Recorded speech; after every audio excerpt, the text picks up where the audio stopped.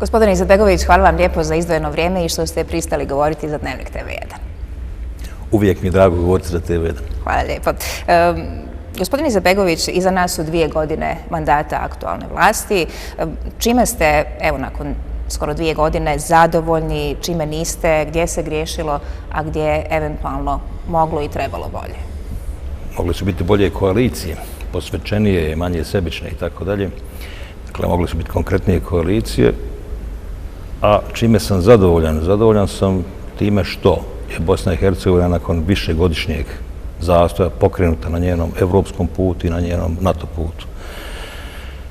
Mislim da ćemo imati taj kandidatski status i mislim da ćemo imati aktivaciju mapa.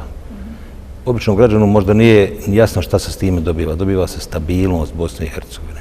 A kada je u pitanju evropski put, onda se dobivaju vrlo značajne reforme i dobivaju se vrlo značajna sredstva. Ali prije svega sigurnost i stabilnost. Čime nisam zadovoljan? Kao što rekoh, volio bi da imamo posvećenije, iskrenije koalicije koje bolje rade, bolje funkcionišu i više grade u Bosni i Hercegovini. Jer moje obećanje, evo, o 100.000 radnih mjesta se otprilike ispunjava se nešto ubrzanije od plana. Ja sam rekao 100.000 radnih mjesta za 10 godina, mi imamo već skoro 50.000 za jake 2 godine. Prema tome, može se desiti da mi već 70-80% tog mog obećanja uradimo u ovom mandatu sa ovakvim koalicijama. Ali izgradnja autoputa, izgradnja brzih cesta, izgradnja termoblokova u Banovićima, u Tuzli, izgradnja, evo, Vranduka kojeg smo ugovorili, dali avans pa stoji, izgradnja ceste gdje smo dali avans od Neumaka ka Stoci ili obratno Stoca ka Neumu. Izgradnja niza cesta od Lašve prema Travniku, izgradnja ceste bolje prema zbušanjem tunela prema Goraždu, sve se to moglo raditi jer postoje sredstva za to. Dakle, financijske konstrukcije zatvorene i bez potrebe se takve stvari zaustavljaju ili na ministarstvu, ili u parlamentu, ili na poziciji direktora nekih javnih preduzeća, zaista zamarajuće. I nadam se da ćemo tu mogućnost, dakle da postoje zaokružene financijske konstrukcije, u sljedećih godinu do godinu i po dana efektuirati, da ćemo konačno pretvoriti Bosnu i Hercegovinu u veliko gradilište. Vratit ćemo se koalicijama i tom problemu, ali prije toga da završimo sa ovom temom. Uvijek je zanimljivo, uvijek u javnosti izazove velike reakcije kada govorimo o broju radnih mjesta. Rekli ste 50.000 skoro da je zaposlenih. Na osnovu kojih podataka, evo da kažem? Na osnovu zvaničnih podataka Agencije za statistiku BiH. Jučer sam u pripremi za ovaj intervju, znajući da se te stvari dovode u pitanje, zatražio da mi se izvade zvanični podaci. Dakle, u februaru 2015. godine nešto ispod 700.000 zaposlenih u BiH. U januaru ove godine skoro 749.000 i nešto. To je skoro 50.000 novozaposlenih. Naravno da tu ima i prevođenja iz sive zone. Dakle, ti ljudi su radili, neki od njih, pa su se samo registrovali. Ima i toga. Ali sam također zatražio od Fadila Novalića, od premijera, da mi se izradi precizno po opštinama u realni sektor koje su to, dakle, opštine šampioni u odnosu na broj stanovnika i koje su to firme šampioni u odnosu na ono koliko su imali ovih radnika prije. Tako da imam vrlo precizne podatke. Koje su firme, koje su opštine. Recimo, Tešan je izvanredna opština. Odnosno na broj stanovnika oni su podigli 1000. Ili Sanski most. Juče mi kaže gospodin Kamber 1050 imaju novo zaposlenih. To su zaposleni u realni sektor, u proizvodne grane. U administraciji smo mi napravili embargo i nema zapošljavanja u administraciji. I na kraju krajeva vidljivo je to po ubranim porezima. Samo PIO fond ove godine do sada je naplatio skoro 100 miliona više od onoga što je bio plan. Indirektnih, direktnih poreza u prošloj godini skoro milijardu više nego što je bio plan. To je moglo samo doći kroz novozaposlene koji plaćaju poreze. Dakle, nikako drugačije to nije moglo doći jer nisu rasle plaće. Vratimo se koalicijama. Kazali ste da bi voljeli da su koalicije bile bolje, da su bolje funkcionirale u protekle 2 godine. Koja je smetnja u kojoj koaliciji? Jel govorimo o federalnoj ili državnoj razini? Općenito, kad je Bosna i Hercegovina u pitanju, ona nosi neke terete koje druge zemlje u okruženju ne nose ili ih ne nose u toj mjeri. Pod jedan, ovdje su prije 20 godina ratovale 4 vojske međusobno. Trajalo je to dugo, puno je unesrećenih ljudi, puno je straha od dominacije. Na bazi toga je načinjen naš sistem onako kako je načinjen u Daytonu. Dakle, vi danas u federaciji imate koaliciju od 3 partnera, na državnom nivou od 4 partnera. Kada je u pitanju koordinacijni mehanizam, uključuje se i 5. odnosno SNSD i gospodin Dodik, i svako od njih treba da se složi sa onim što se dogovara. I svako od njih može povući kočnicu. I može povući kočnicu i gdje treba i gdje ne treba. Dakle, može neki sebični cilj da ima, ne znam, zaustavi čitav proces zato što će nešto drugo iza zatvornih vrata da traži netransparentno. Ili pak transparentno da traži ono što zaista smatra da mu pripada. Takav teret niko nema. Ja ne znam državu na svijetu da na takav način mora da funkcioniše. Dakle, da slaže sve te, da tako kažem, ponekad drogove u vreći. I konačno, konkretan teret koji se odnosi na ljude koji su branili ovu zemlju, koji su ranjeni, koji su poginuli gdje nemaju hranioca, dakle šejske porodice, ratne vojne invalide, zaslužne borce, demobilisane borce, ranije penzionisane borce, generale. Federaciju to košta 750 miliona KM godišnje. Dakle, nema dovoljno sredstava ni za izgradnju infrastrukture, niti za ulaganje u privredu, niti za ulaganje u kulturu, niti u obrazovanje, u sport i tako dalje. Ono sve što bi trebalo. Jer mi moramo prije svega servisirati, kao što rekoh, ove grupe. Ali to su ta 3 tereta koja mi nosimo i u njima nije lako graditi koaliciju. Dakle, kogod misli da je to lako sačiniti neki napredak sa ovih 5 vektora, složiti ih u jedan koji ima jednu jasno izlaznu rezultantu, to nije lako. Pitanje koje se svakako nametnulo kao pitanje svih pitanja, a posebice u proteklom razdoblju, a čini se da će biti i u narednom, jeste izmjene izbornog zakona. Mnogi kažu da će upravo tu nastati nova kriza u odnosima Bošnjaka i Hrvata, odnosno konkretno SDA i HDZ-a. Je li na pomalu, gospodine Izetbegović, nova kriza?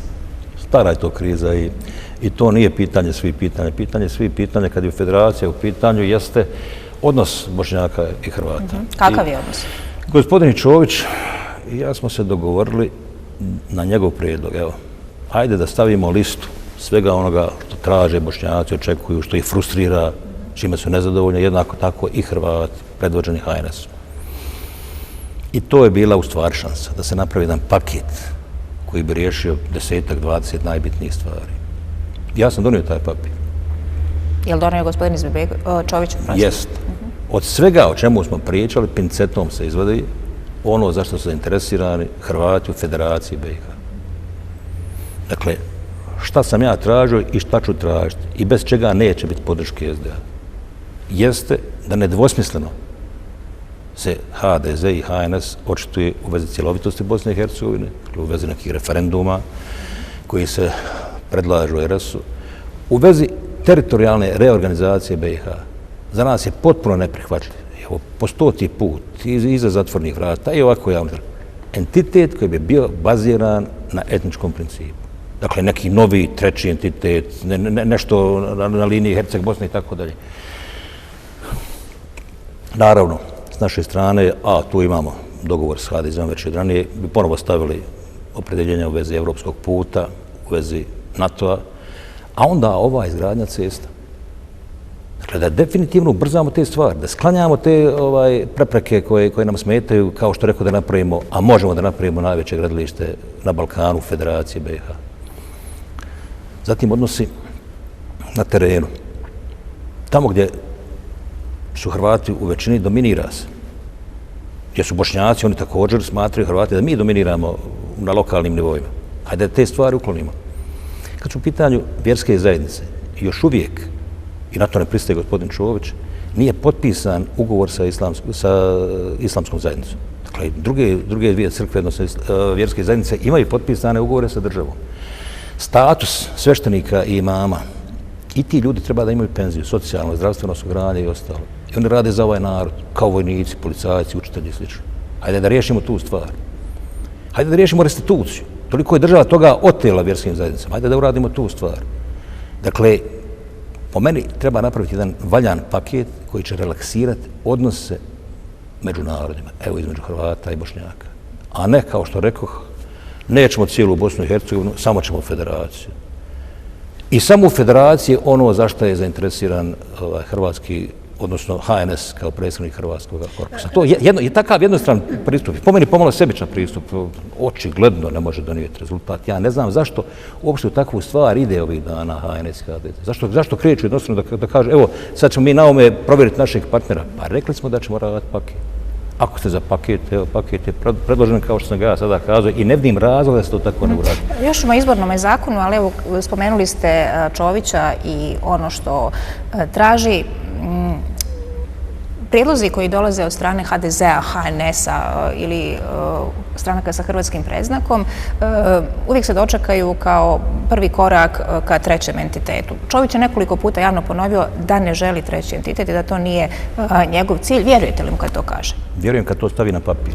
Je li ikad stavio do sada na papir? Evo, pa prema tome ja sam ponudio. Hajde da stavimo to na papir.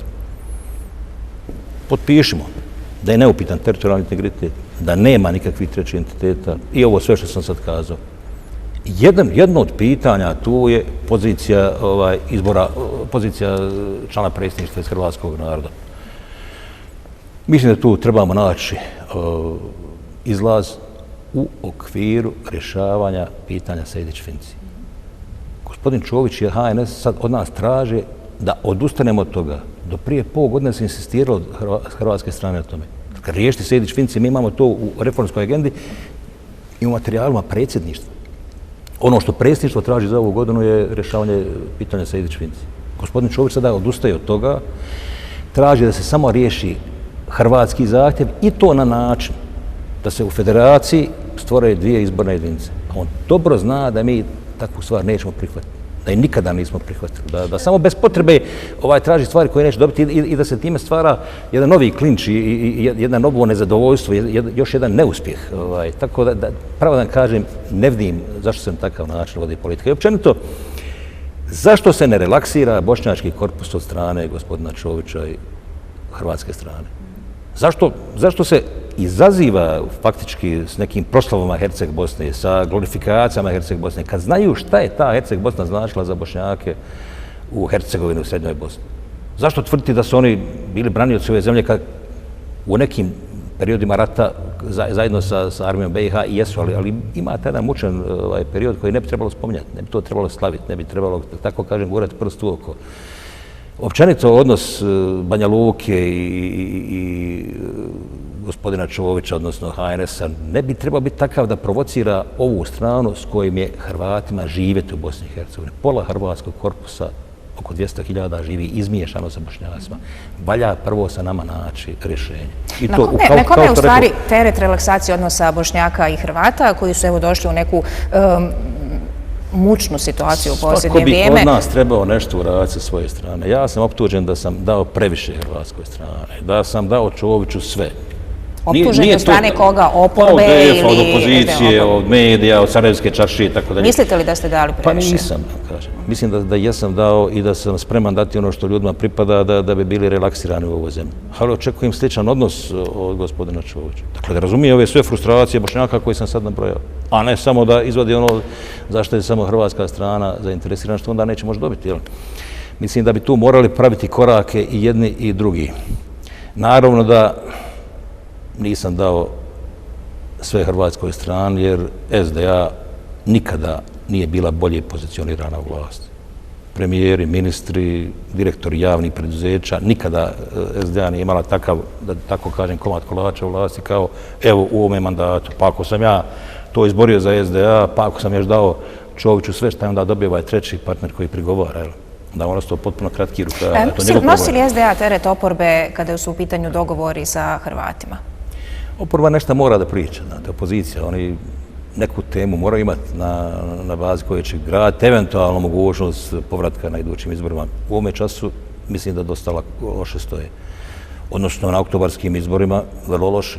U odnosu na SDA to je 5-6 puta su te stranke slabije koje su nekad bile rivali SDA-u. SDP se još najbolje drži, ja mislim da on ima 3 ili 4 puta manje glasova od nas. Dakle, treba nešto pričati. Pa ako nešto konkretno nema, pa onda se nešto preuveličava, nešto se izmišlja. SDA govoriti da proizvodi treći entitet, da će nešto popustiti, da je nešto popustila je potpuna besmislica, jer SDA je organizovala odbranu Bosne i Hercegovine, SDA je vodila pregovore kad je u pitanju Vašingtonski sporazum koji je dokrajčio Herceg-Bosnu, tu je jako dobar posao napravio gospodin Silajđić koji je u to vrijeme bio u SDA, tako da je, mislim, jednostavno neutemeljeno, neuvjerljivo optuživati SDA da će to sve ispustiti sada iz ruku što je svojedobno priskrbila. Da završimo priču sa izmjenama izbornog zakona. HDZ Bosne i Hercegovine je rekao da pripremaju paket zakona koji će uputiti u parlamentarnu proceduru i na državnoj i federalnoj razini. Je li to ovaj paket o kojem ste sada govorili da izostavlja Sejdić-Finci ili tek trebate biti upoznati s njim? Gospodin Čović je najavio intenzivne pregovore naredni 2 tjedna. Dokle se, koliko imate vi informacija? Ja se bojim da će oni krenuti jednostrano, sa nekim svojim paketom. Da će iz onoga svega što su sa nama pregovarali, dogovarali, povati samo ono što njima odgovara i to modifikovano. SDA, kao što sam rekao, bez konteksta Sejdić-Finci i bez toga da je federacija Bosne i Hercegovine jedna izborna jedinica, neće prihvatiti ništa. Ako pokušaju sad dijeliti federaciju na 2 izborne jedinice, neku hrvatsku i bošnjačku, ulaze u uzaludnu priču, to im niko neće podržati. I mislim da to ne treba i raditi. Dakle, ne treba ići sa svojim jednostranim paketom. Treba i sa nama napraviti paket. Evo ovaj o kojem sam govorio. Unutar njega i hrvatski zahtjev. Može li se eventualno desiti, evo i o tome se priča, da bez izmjena izbornog zakona, sudeći po izjavama hrvatskog premijera gospodina Plenkovića, Bosna i Hercegovina može očekivati hrvatski veto u Vijeću Europe koje o kandidatskom statusu mora odlučiti konsenzusom? Bojite li se? Ne bih rekao da će Hrvatska takvu stvar, ne mislim da će na takav način intervenisati u unutrašnje odnose u Bosni i Hercegovini. Hrvatska treba da dobro razmotri poziciju Hrvata u Bosni i Hercegovini i u Federaciji. Dakle, Hrvata koji ima nekih 12% u BiH, 22% u Federaciji, u državi drže paritete otprilike. Ne samo kad su u pitanju vijeće ministara ili generalštab, nego po dubini. Čak što više u jednom momentu su imali skoro 40%. Dakle, više od Bošnjaka. Mi smo takvo stanje zatekli, evo, nakon SDP-a u vijeću ministara i u agencijama koje su ispod vijeća ministara. U federaciji, gdje je Hrvata 20%, najmanje trećinu imaju tih pozicija. Drže čitave vertikale kad su financije u pitanju.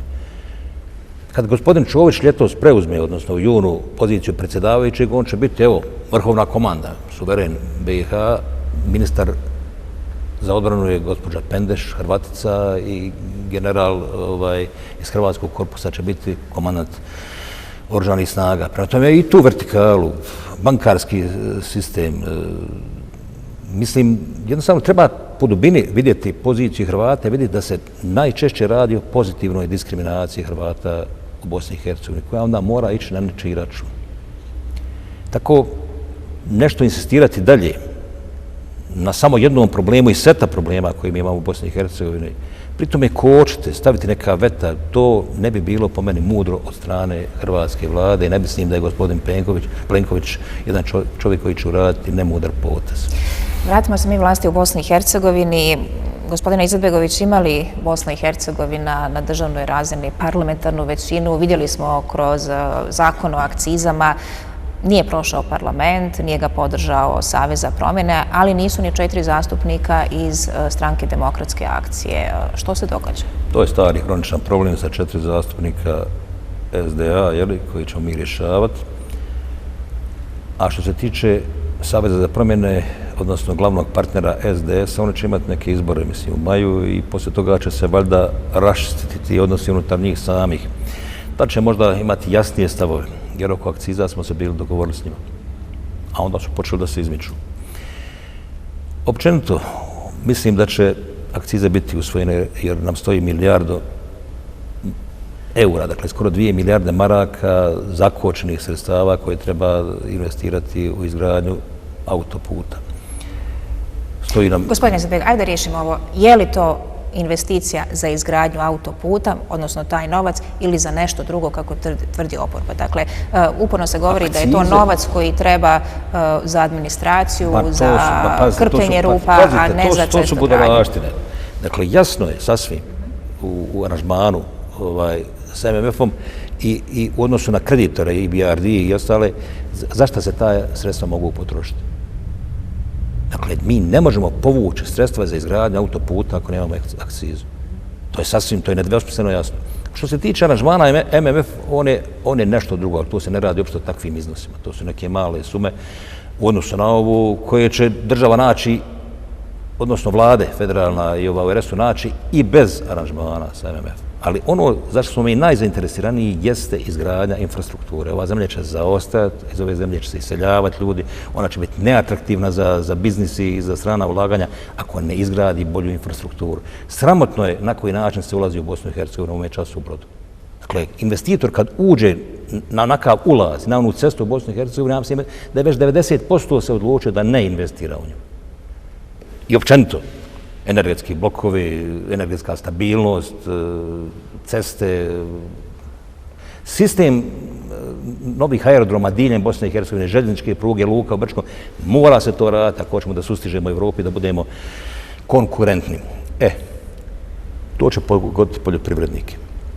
Dakle, mi plavi dizel ne možemo uvesti jer nećemo dobiti aranžman sa MMF-om i nećemo doći do ovih kredita o kojim govorimo. Kako pomoći poljoprivrednicima? Ima li načina? Jednostavno, ako ste im nešto uzeli, vratite im to i još dodajte na to.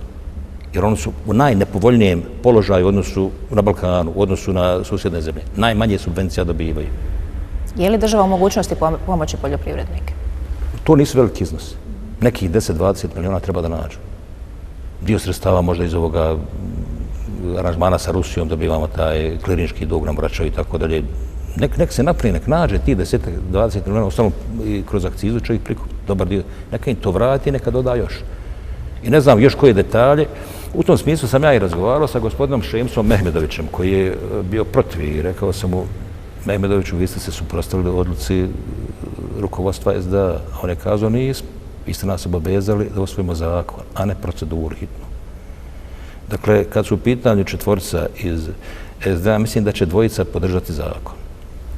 Mislite ili ste sigurni? Mislim da će podržati. Dakle, zavisi od toga i sad se radi na tome da se ti zaključci usvoje. I razgovarao sam sa još nekim parlamentarcima i razgovarao sam s nekim ljudima iz Saveza za promjene, da nađemo izlaz iz situacije koji će njih zadovoljiti. Dakle, kad su u pitanju efekti, negativni efekti uvođenja akciza, šta možemo raditi prije svega za poljoprivrednike? Zatim pratiti da li će doći do poskupljenja svega ako dođe do poskupljenja energenata. Ne bi trebalo, jer je padala cijena barela nafte sa 100 na 30, pa nije 70% pojeftinilo gorivo, nego 20%. Prema tome i neko uvođenje akcize ne bi trebalo, ima tu prostora. Jer u ovome času, ja mislim, $50 bar ima tu prostora da se uvede akciza, to bitno ne poskupi goriva. Ali treba to posmatrati i eventualno uvoditi mjere koje će kompenzirati, koje će ublažiti udare poskupljenja kroz akcizu goriva, eventualno drugih, svega onoga što bi moglo da poskupi. Od 4 zastupnika SDA kazali ste da ste mišljenja da bi 2 mogli promijeniti svoju odluku. Jesu li među ta dva i gospodin Šepić? On je najavio i osnivanje nove multietničke stranke. U medijima se spominje da će biti sankcioniran, izbačen iz SDA. Ima li SDA konačnu odluku kada je u pitanju gospodin Šepić?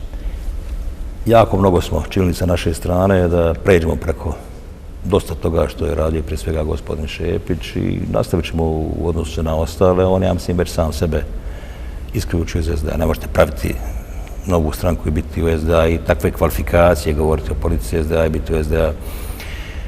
On će krenuti u taj projekat, koliko će uspjeha imati, ne znam. Samo ono što sigurno znam jeste da to može biti samo na štetu bošnjačkog korpusa. Priča o multietničnoj stranci koja će dobiti podršku u RS-u na područjima gdje je bila Herceg-Bosna je potpuno neutemeljena i nikome to do sada, nažalost, nije pošlo za rukom. I iz SDA su se izdvajale stranke koje su vodili markantni lideri.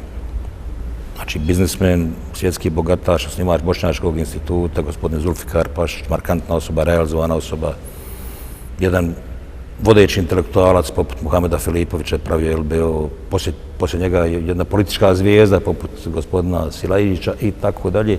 I šta je s tim stranka? Gdje su one danas? Evo, SDA ima 320.000 glasova.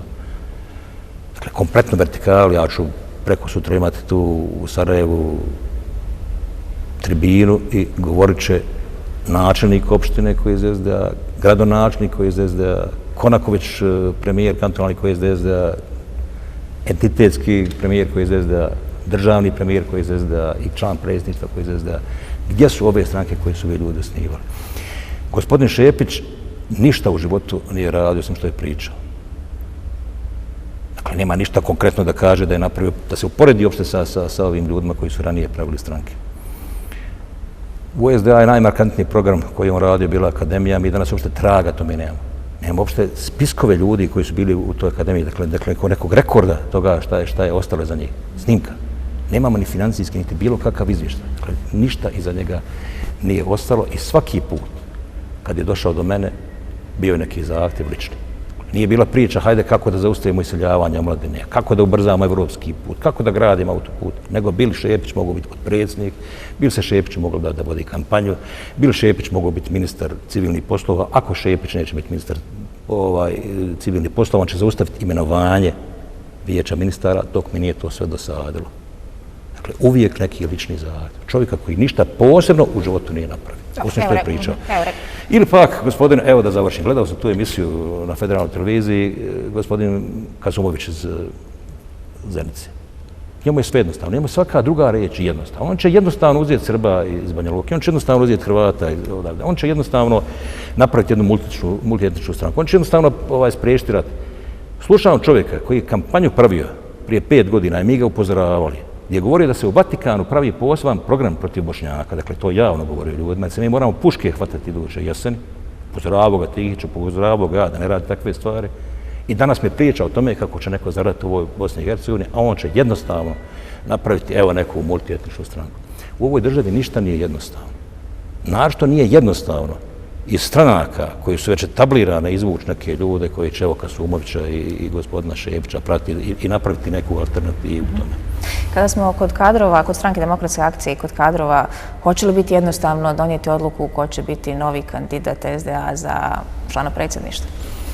Mislim da će se ona sama donijeti kroz vrijeme, jer ljudi imaju svoju šansu. Dakle, prije svega vidim tu neki od potpredsjednika ili zamjenika. Jesu li oticaju već neka imena u žikru? Pa vidite, naravno da jesu, ja i neću sad iznositi, neću stavljati što kaže ljudima mete na leđa, ali oni imaju svoju šansu i data im je ta šansa da govore, da brane stavove, da se pokažu, da pokažu ideje, da pokažu viziju, energiju, potencijal, elokvenciju, pa neka taj proces prirodno teče i kandidature dolaze sa terena. One bivaju potvrđene u vrhu stranke. Tako da, evo, očekujemo da se kroz jedan prirodan proces desi imenovanje, odnosno nominacija par ljudi između kojih ćemo onda mi odabrati toga jednog.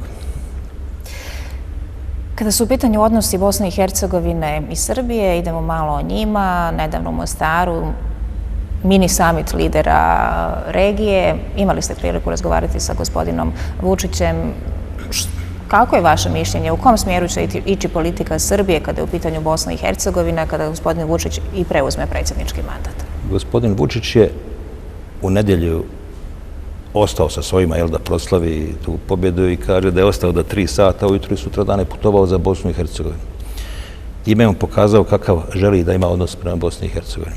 Gospodin Vučić je jedan sazreli političar, pa evo, da kažem, sazreli nacionalista političar. Bilo je ti neki nespretnih s njegove strane u mladosti izjava i stvari koje su u tom času opterećivale odnose Bošnjaka i gospodina Vučića, ali to je prošlost. On u ovome času, mislim, na najpametniji način zastupa interese svog naroda. Dakle, on ne želi uvoditi Srbe u konflikt.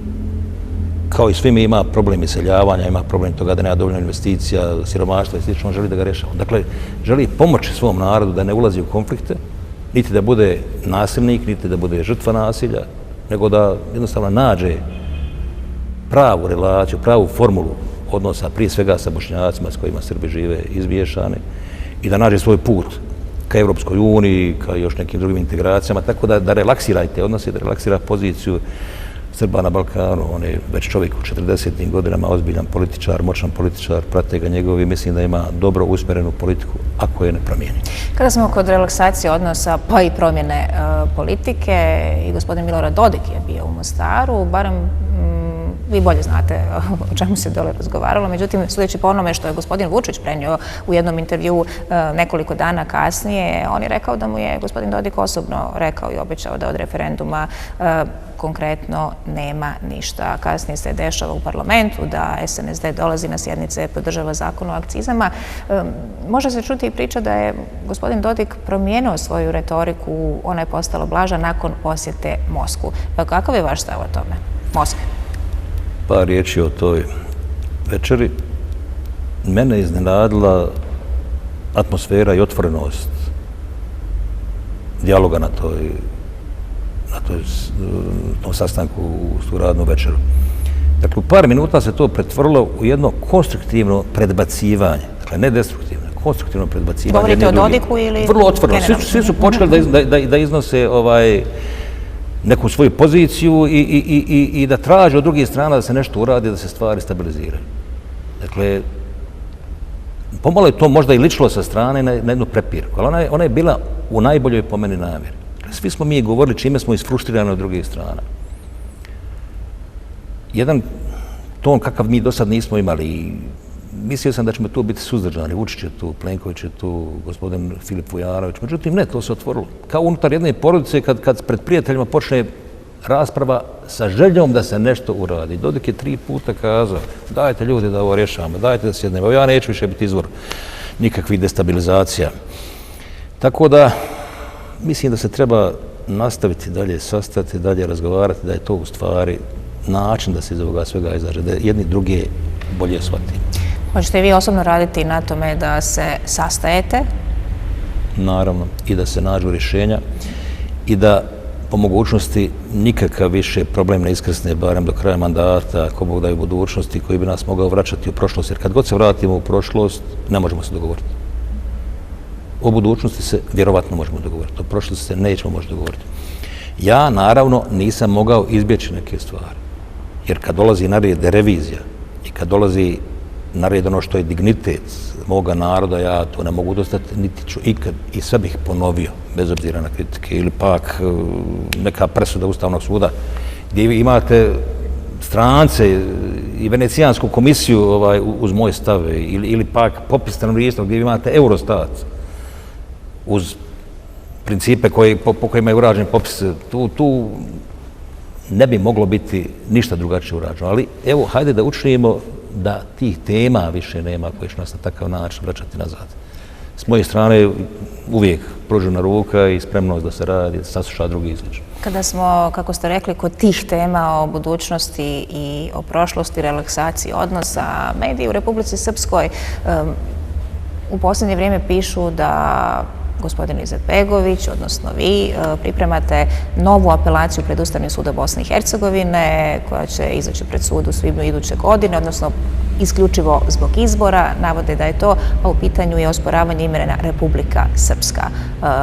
Koliko je istine u toj priči?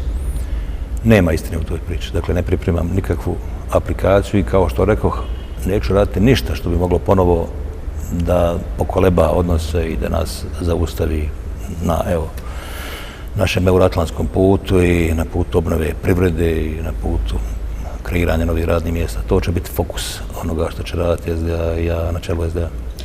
Za kraj, senator McCain je posjetio Bosnu i Hercegovinu i zemlje regije. Kazao je da će se zalagati da je potrebno da međunarodna zajednica, Evropska unija, ali i Sjedinjene Američke Države budu više prisutne u Bosni i Hercegovini na način da pomognu Bosni i Hercegovini na njenom evropskom i euroatlantskom putu. Vjerujete li da će se to i dogoditi? Vjerujem. Sva trojica smo jučer insistirali kod gospodina Kejna da NATO, da on iskoristi svoj utjecaj, da NATO odustane od jednog formalističkog pristupa. Dakle, naše oružane snage su već u kasarnama. Odluka suda je da te kasarne pripadaju državi, ne entitetima. Pitanje registracije papira. Često mi nemamo te papire. Znate, ovo je bilo kao društveno vlasništvo i ne možete da nađete potrebne papire da biste registrovali. U RS-u naravno postoji politički otpor. U Hrvatskoj 30% nisu uspjeli da registruju Kasan iz ovoga problema, ali su dio NATO-a. Dakle, tražili smo da NATO odustane od takvog formalističkog pristupa, gdje se faktički daje i mogućnost zaustavljanja procesa od strane onih koji su zainteresirani da se ona zaustavi, nego da se uzmu u obzir par činjenica i par fakata koji su važni za svakoga, pa i za NATO. U Bosni i Hercegovini se dotiču 3 svijeta. Dakle, katolički, Evropa, islamski i ortodoksni. I to se emocije prepliču i u Bosni i Hercegovini treba taj čvor raspetljati. Dakle, ne pripadamo mi samo sebi. Čitav region može imati problem. I čitav svijet se može zabaviti ako u Bosni i Hercegovini stvari krenu kako ne treba. S druge strane, može se poslati poruka da je moguće jedno društvo poslije konflikta nanovo uspostaviti. I zato imaju ogromne šanse. I mislim da tu treba da poseban dodatni napor i da ne treba Bosni i Hercegovini stavljati prepreke koja se jedva kreće na tom njenom putu ka članstvu Evropskoj uniji i NATO. Treba i NATO da uradi ono što radi Evropa, da promijeni redoslijed prioriteta i da dopusti da ta zemlja krene. Naročito imajući u obzir da se ovdje širi utjecaj rivalske velesile i to dosta agresivno i da nam se može desiti ponovo bojanje ekstremizma koje smo mi uspjeli da zaustavimo. Dakle, jednom odlučnom akcijom i ideološkom i državnom mi smo uspjeli da smanjimo jako, upadi u ovome času problem i to isto kao gospodin Kejin, terorizma i ekstremizma. Ne smije se dopustiti da Bosna i Hercegovina stoji, da je u zastoj. To ubija Bosnu i Hercegovinu, ona se mora nastaviti kretati i tu će gospodin Kejin, mislim, pomoći. Gospodin Izetbegović, hvala lijepo za izdvojeno vrijeme i što ste govorili za Dnevnik TV1 i naše gledatelje. Hvala. Molim lijepo.